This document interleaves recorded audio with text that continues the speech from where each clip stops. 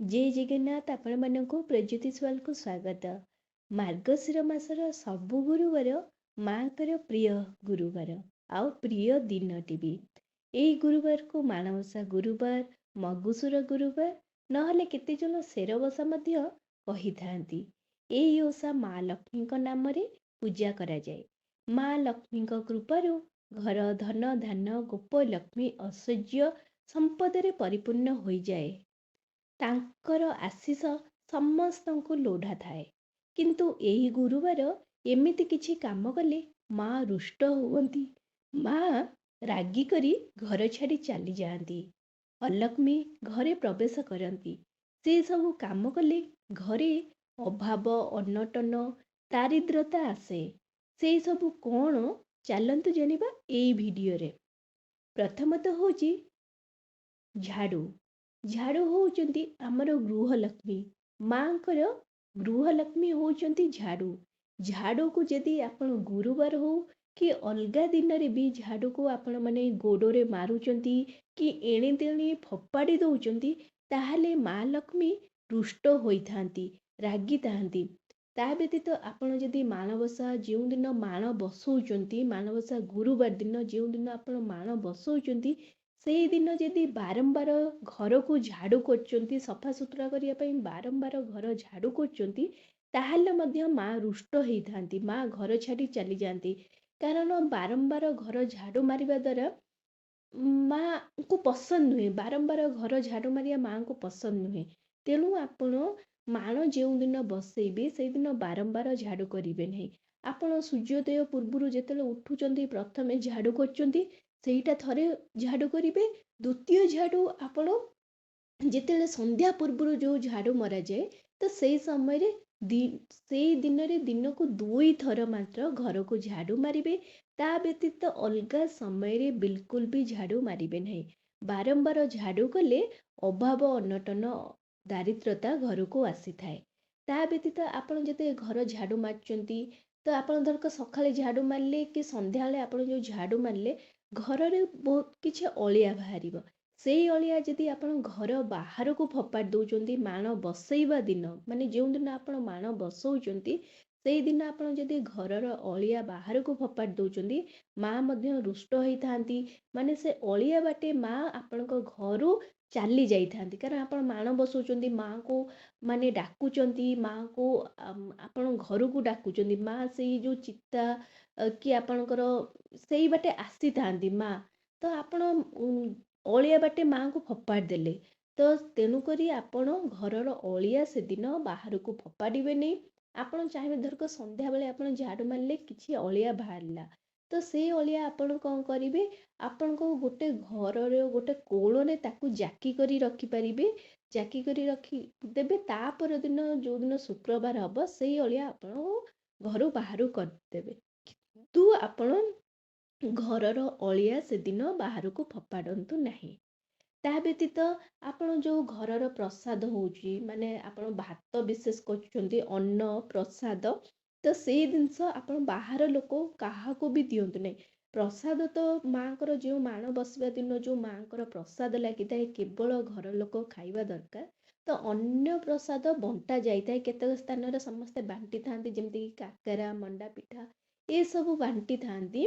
तो आपण कौन करेंगे अन्न क्या बांटे नहीं। जो दिन माण बसौचंती अन्न क्या बांटे नहीं कि आपण धरक गोटे भिकारी आसला आपण घर को कि किए गोटे क्या किसी दरकार खाइबा दरकार आपण तांको कौन देबे। आपण से दिन पैसा कि टंका पैसा क्या देबे नहीं।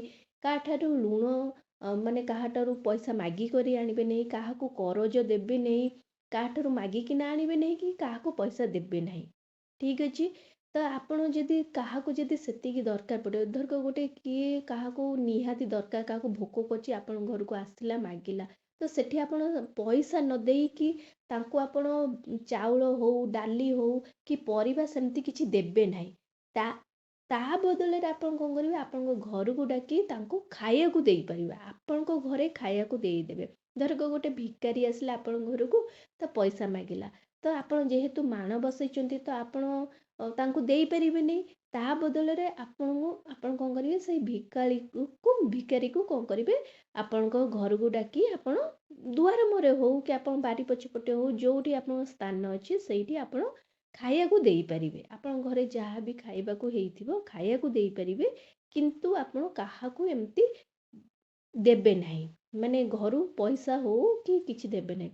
ତା ବ୍ୟତୀତ ଦେଖନ୍ତୁ, ଆପଣ ନିଜେ ବି ଧରକ ଯେଉଁମାନେ ପୁରୁଷ ଲୋକ ସେମାନେ ବାହାରେ ଯାଇକିନା ଚାକିରି କରୁଛନ୍ତି, କି ଯେଉଁମାନେ ମହିଳାମାନେ ତ ମାଣବସା ଦିନ ବି ବାହାରେ ଯାଇକିନା ଚାକିରି କରୁଛନ୍ତି, ତ ସେଇ ସମୟରେ ଆପଣଙ୍କ ପର୍ସ କ'ଣ କରିବେ, ପର୍ସରେ ସବୁବେଳେ ପଇସା ରଖାଯାଏ। ତେଣୁ ଆପଣଙ୍କ ପର୍ସ ସେଦିନ ଆପଣ କ'ଣ କରିବେ, ତା ପୂର୍ବ ଦିନ ମାନେ ବୁଧବାର ରାତିରୁ ବାହାରେ ଏମିତି ସ୍ଥାନରେ ରଖିଦେବେ ଯେମିତି କୌଣସି ଲୋକ ଦେଖିପାରିବେନି, ଆପଣଙ୍କ ଗାଡ଼ି ଭିତରେ ଲୁଚେଇ କରି ରଖିଦେବେ। କିନ୍ତୁ ମାଣ ବସେଇବା ଦିନ ଆପଣ ଘରୁ ପଇସା ବାହାରକୁ ନେବେ ନାହିଁ।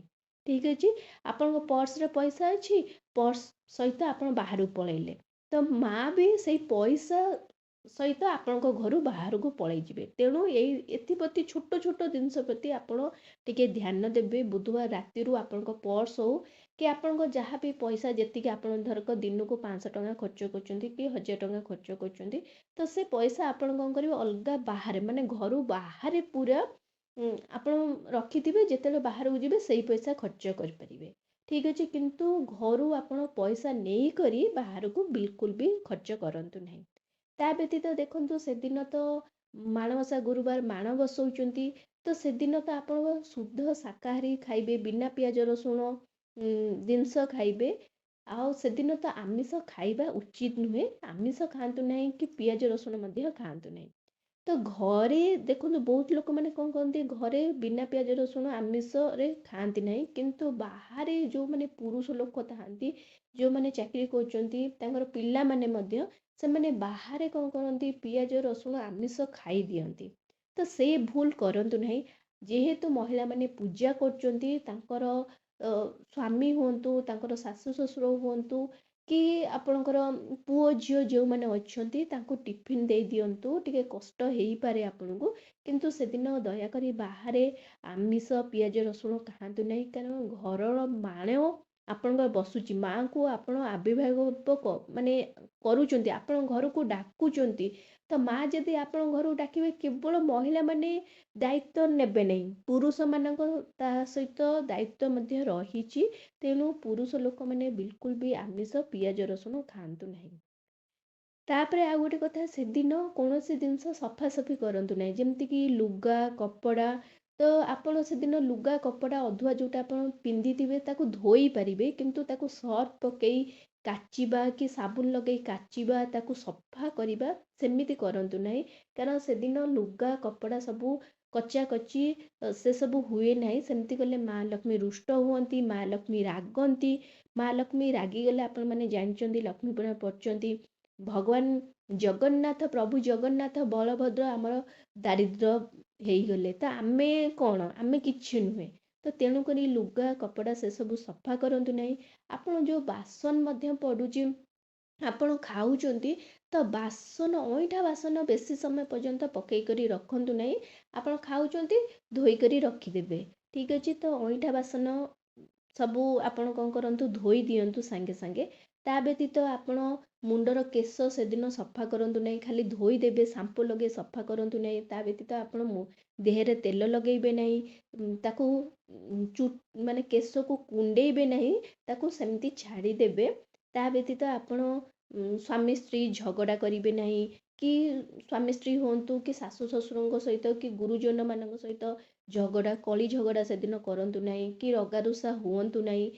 ଛୋଟ ପିଲା, ଆପଣ ଛୋଟ ହୁଅନ୍ତୁ ବଡ଼ ପିଲା ହୁଅନ୍ତୁ, ତାଙ୍କୁ ମାରନ୍ତୁ ନାହିଁ, କାରଣ ପିଲାଙ୍କର ଛୋଟ ଛୁଆଙ୍କର ସ୍ୱରୂପ ହେଉଛନ୍ତି ମା।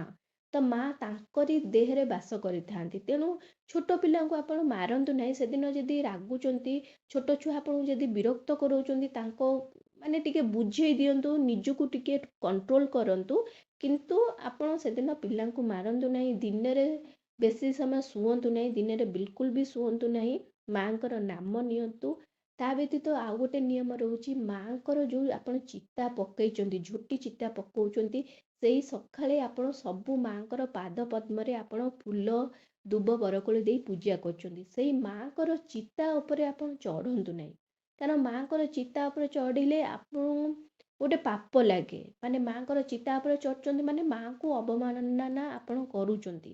ମାଆଙ୍କୁ ଆପଣ ମାନେ ଦଳି ଚକଟି ଦେଉଛନ୍ତି। ତେଣୁ ଆପଣ ମାଆଙ୍କର ଚିତା ଉପରେ ଚଢ଼ନ୍ତୁ ନାହିଁ।